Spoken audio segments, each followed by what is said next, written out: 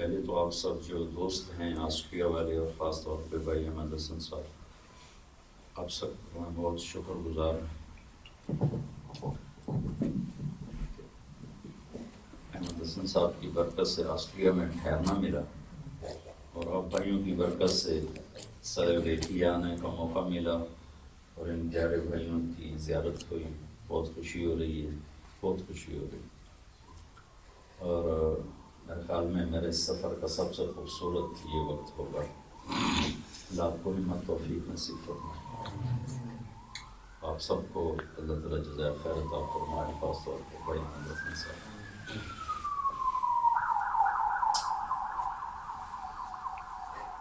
آپ سب بھائیوں کو دیکھ کے بہت خوشی ہوئی۔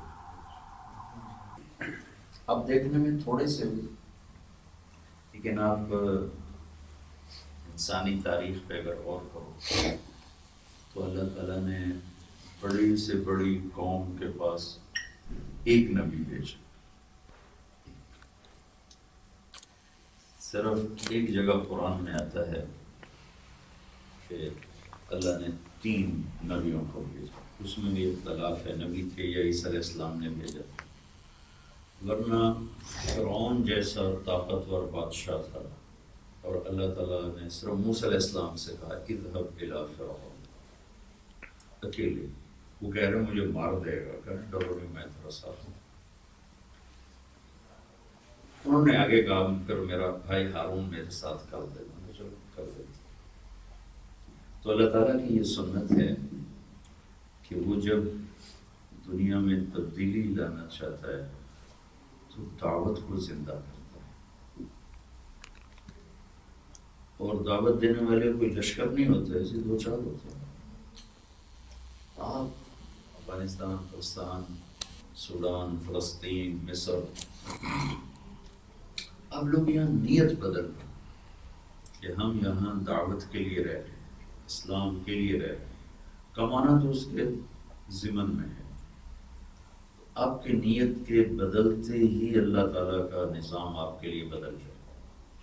اپنے آپ کو یہاں آپ اللہ کے نبی کا بھیجا ہوا سمجھیں، کیونکہ کنتم خیر امۃ اخرجت للناس، اللہ نے ہم سب کو پوری دنیا کے انسانوں کے لیے نکالا ہے۔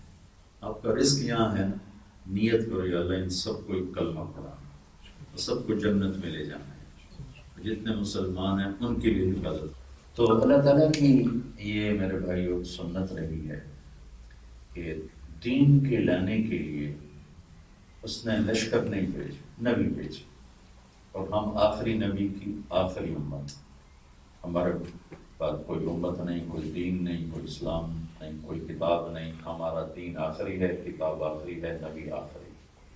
اب آئے تو تھے یہاں اپنے کاروبار کے لیے، میں دعا کرتا ہوں اللہ آپ کو رزق حلال دے، بہت زیادہ دے، کشادہ دے، آپ سب کو دے۔ تو اب بھی آسٹریا میں تھوڑے سے بیٹھے ہوئے، لیکن تھوڑے ہونے کا فکر نہ کرو،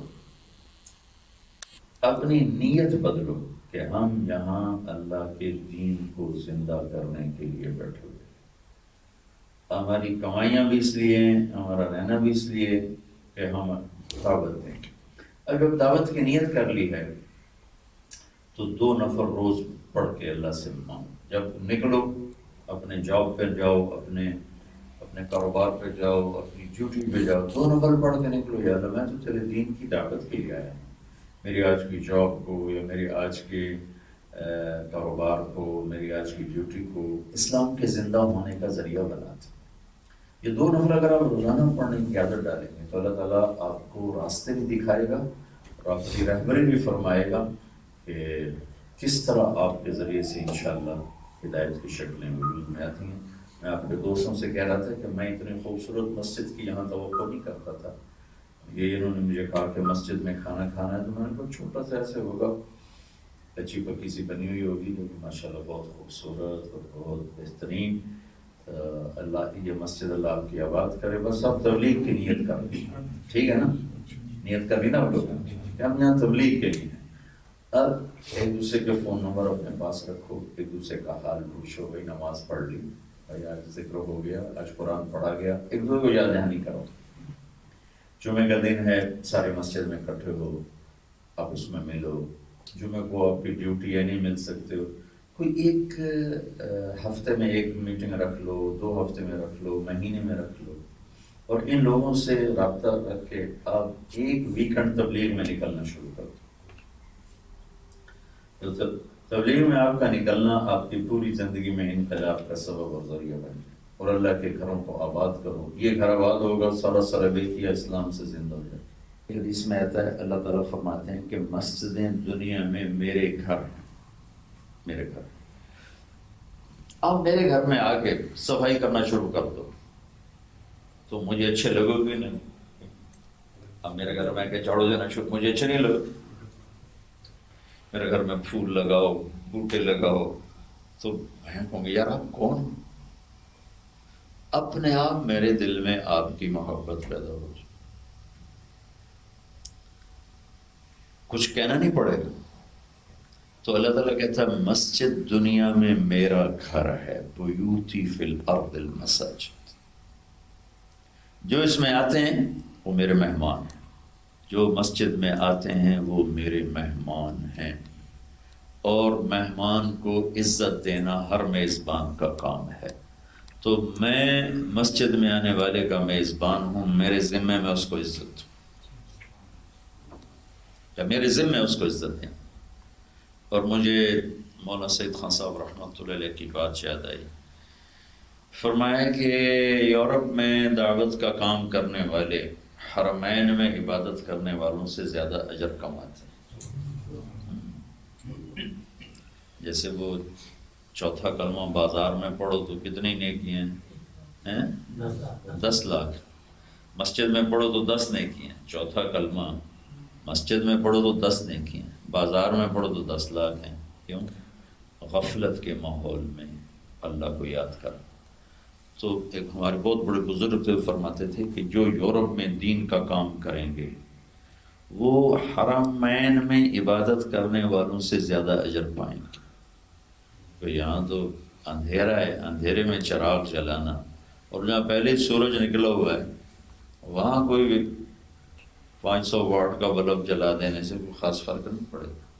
تو آپ یہاں ان اندھیروں میں ہیں، اگر آپ یہاں دعوت کا کام کریں گے، گشت کریں گے، ملاقاتیں کریں گے، تو حرمین میں رہنے والوں سے اللہ آپ کو زیادہ اجر دے گا. اس لیے صحابہ حرمین چھوڑ کے اللہ کی راہوں میں نکلے. تو آپ کا یہاں رہنا اللہ اسلام کے پھیلنے کا سبب بنا دے، ذریعہ بنا دے. بہت خوشی ہوئی ہے. اللہ آپ کو ہمت دے. ان لوگوں آپ لوگ ان سے رابطہ رکھیں، ان کو یاد دہانی کروائیں. یہ تھوڑے سے ہمارے بھائی ہیں، آتے رہتے ہیں نا، تو آپ لوگ بھی ان کے پاس جائیں. تو 3 دن کا آپ ایک نظام بنا دیں نکلنے کا، باری باری باری باری باری. تو انشاءاللہ آپ دیکھیں گے آپ کو بہت نفع ہوگا. آپ کے ذریعے سے اللہ تعالیٰ اس پورے علاقے کو بدل دے گا. اور یہاں آنے کا تو صرف اتنا ہی تھا کہ ایک چکر لگا کے واپس جائیں گے، لیکن آپ بھائیوں کی ملاقات، مسجد، سب کچھ میرے لیے حیران کن اور انتہائی خوشی کا باعث. تو اللہ دوبارہ بھی آنے کی توفیق نصیب فرمائے اور آپ سے دوبارہ بھی ملاقات فرمائے. اللهم لك الحمد كما أنت أهله، فصل على محمد كما أنت أهله، وافعل بنا ما أنت أهله، إنك أهل التقوى وأهل المغفرة. یا اللہ یہ تیرے محبوب کے امتی، یا اللہ کمزور بھی، ضعیف بھی اور تھوڑے بھی، یا اللہ انہوں نے آج نیت کی ہے کہ آج کے بعد یہ دعوت کی نسبت سے یہاں رہیں گے. ان کی نیتوں کو مضبوط فرما اور اس کے مطابق اپنی مدد شامل حال فرما. یا اللہ یہاں کے تمام اہل ایمان کو اس پورے ملک، پورے یورپ کی ہدایت کا ذریعہ بنا، مساجد کے آبادی کا ذریعہ بنا. اس مسجد کو آباد فرما، جیسی اور مساجد کو وجود عطا فرما. ان سارے بھائیوں کو اپنی راہوں میں، ہمیں بھی، یہ جتنے بھی ہم جمع ہوئے اس وقت تیری بارگاہ میں ہاتھ اٹھائے ہیں عرب و عجم، ہمیں اپنی بارگاہ میں دعوت کی محنت کے لیے قبول فرما اور مرتے دم تک اس میں چلتے رہنے کی توفیق عطا فرما. ان سارے بھائیوں کی آگے پیچھے دائیں بائیں اوپر نیچے سے حفاظت فرما. ربنا آتنا فی الدنیا حسنہ وفی الآخرۃ حسنہ وقنا عذاب النار. وصلی اللہ تعالی علی نبی الکریم.